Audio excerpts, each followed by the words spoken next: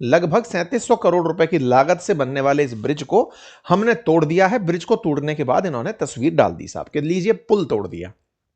पुल तोड़ दिया तो जो टूटा है वो बन भी सकता है, लेकिन अमेरिका की एस्पिरेशंस इस बात से ऐसे उजागर हुई कि अब तक आपके टारगेट्स पर था क्या? आपके टारगेट्स पर था मिलिट्री इंस्टॉलेशन, मिसाइल के ठिकाने, या फिर न्यूक्लियर असलहा जहां था, या बड़े अधिकारी। अब धीरे धीरे आप ईरान के उन इंफ्रास्ट्रक्चर्स को भी तोड़ रहे हैं जो मानवता के लिए जरूरी हैं। इसका मतलब यह हुआ कि आपने ईरान को वाकई में स्टोन एज में पहुंचाने की तैयारी कर ली है, क्योंकि जब किसी देश का इंफ्रास्ट्रक्चर जो इतनी महंगाई से बना हो, लागत से बना हो, अगर उसे ऐसे नुकसान पहुंचेगा तो यह बड़ा नुकसान कंसीडर किया जाएगा।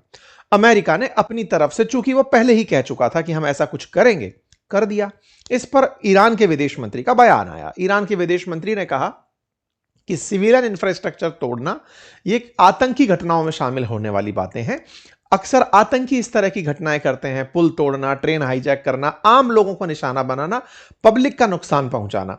आप लोगों ने वैसी ही हरकत की है। आसान भाषा में अगर कहें तो आपने जिस पुल को तोड़ा है, इसे एहसास किया जाए कि यूके के अंदर अगर ऐसे ही वहां का टावर ब्रिज उड़ा दिया जाए, यूके की एम्बेसी, जो ईरान की एम्बेसी यूके में है, वहां से आया कि सोचो कि अगर आपका टावर ब्रिज उड़ा दिया जाए तो कैसा लगे। ये बिल्कुल वैसी स्थिति है। आप समझ पाएंगे कि ईरान में आपने एक सिविलियन पर्पस के लिए यूज होने वाला पुल तोड़ दिया है, लेकिन दुनिया में कोई भी प्रतिक्रिया नहीं दे रहा है। कोई बात नहीं, ईरानियंस अपनी प्रतिक्रिया देने में बिजी हैं और ट्रंप अपनी खुशी में बिजी हैं। और उन्होंने कहा कि मैं आने वाले 2-3 हफ्ते में इन्हें बहुत बुरा फोड़ूंगा, उन्हें स्टोन एज तक पहुंचा दूंगा। और इसी बात को लेकर के लगातार इनके रक्षा मंत्री बिजी हैं कि लो जी साहब, पाषाण काल में ले जाएंगे जिस समय कोई सुविधा इनके पास नहीं होगी। कोई बात नहीं साहब।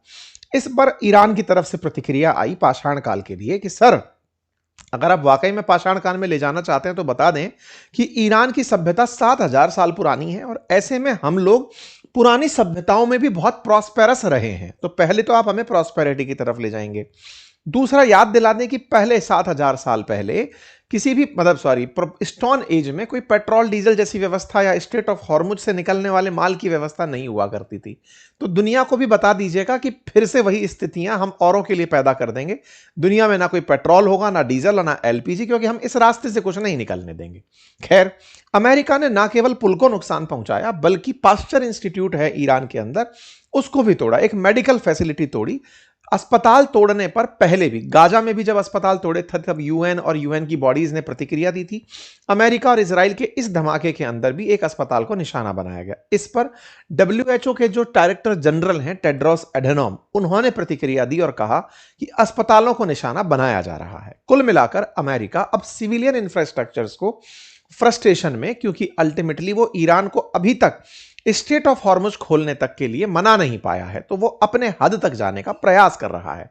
लेकिन बड़ा इंटरेस्टिंग है इसके अंदर यह जानना कि अमेरिका के ये सभी प्रयास जो चल रहे हैं उसमें उसका डर दिखाई पड़ता है। अगर आप देखें तो अमेरिका ने अपनी जो पूरी पैदल सेना वहां भेजी थी कि इनसे हमला करवा के खर्ग आइलैंड पर कब्जा करवाएंगे, खर्ग आइलैंड पर कब्जे की तैयारियां पूरी, लेकिन वो अब तक नहीं हुआ। यह दर्शाता है कि ईरान की जो धमकियां हैं वो काम आ जाती हैं, क्योंकि जब उसने कहा था कि आप खर्ग पर आएंगे, हम पूरा पश्चिम एशिया में आपका नामो निशान मिटा देंगे, ऐसे ही जब इन्होंने कहा ग्राउंड ऑपरेशंस के लिए टीम उतारेंगे, उन्होंने फिर इन्हें धमका दिया। तो कुल मिलाकर के अमेरिका के साथ ईरान सोशल मीडिया के माध्यम से बढ़िया बार्गेनिंग कर ले रहा है।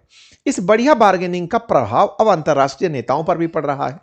आज इमानुएल मैक्रोन का एक बयान बड़ा जबरदस्त आया। उन्होंने कहा कि मैं ईरान को बिल्कुल पसंद नहीं करता, वहां की जो रेजीम है, जो सत्ता है, मैं उसको पसंद नहीं करता, लेकिन उस सत्ता को हटाने के लिए बॉम्ब गिराना तरीका नहीं है।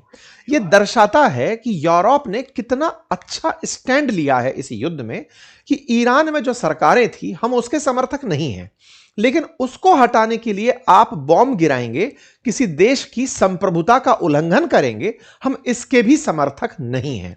यह दिखाता है हमारे फ्रांसीसी राष्ट्रपति के बयान में यूरोपियंस की मैच्योरिटी, जिसमें फ्रांस ने एक बात और कही कि अगर किसी देश को अपनी सत्ता से दिक्कत है तो जनता खुद सत्ता परिवर्तन करती है। अमेरिका का पुराना इतिहास उठाकर देखा जाए तो ना तो लीबिया में, ना फिर सीरिया में, ना इराक में, ना अफगानिस्तान में, जब जब इन्होंने सत्ता परिवर्तन के नाम पर गोलाबारी की है, कुछ हुआ नहीं है। तो ऐसे में पुराने अनुभव से हम कह सकते हैं कि सत्ता परिवर्तन जनता को करना होता है, आप और हम करने वाले नहीं होते। यह दर्शाता है कि अब यूरोप पूरी तरह अमेरिका से अपने आप को अलग कर चुका है। उसका ईरान को लेकर साफ विजन है, सत्ता नहीं पसंद है, वो खुलेआम बोलता है, लेकिन इसका मतलब यह नहीं कि आप हमला करके उसे हटाएं। यह उनका अपना विजन है। यह फ्रांसीसी राष्ट्रपति का बयान ऐसे समय पर आया जब अमेरिका आए दिन नाटो के नाम पर इन देशों को धमकी दे रहा हो, आए दिन इमानुएल मैक्रोन का मजाक बना रहा हो। हाल ही में अपनी बीवी से पिट जाने के लिए इनका मजाक डोनाल्ड ट्रंप ने बनाया कि तुम भैया पिट गए थे। खैर साथियों, जहां आप मुझे सुन रहे हैं उसके नीचे एक सब्सक्राइब का बटन दिया हुआ है, जिसे दबाने में कोई खर्च नहीं आता, आपका समय लगता है 2 सेकंड का, लेकिन आपकी ये 2 सेकंड की कीमत हमारे लिए हौसला बनती है। अगर आप इस छोटे से काम को करते हुए आगे बढ़े तो ये हमारे लिए बहुत ही सकारात्मक रहेगा, हमारे हौसले को बढ़ाएगा, हम आप तक और अच्छा काम लेकर पहुंचेंगे, ये और सुनिश्चित करेगा।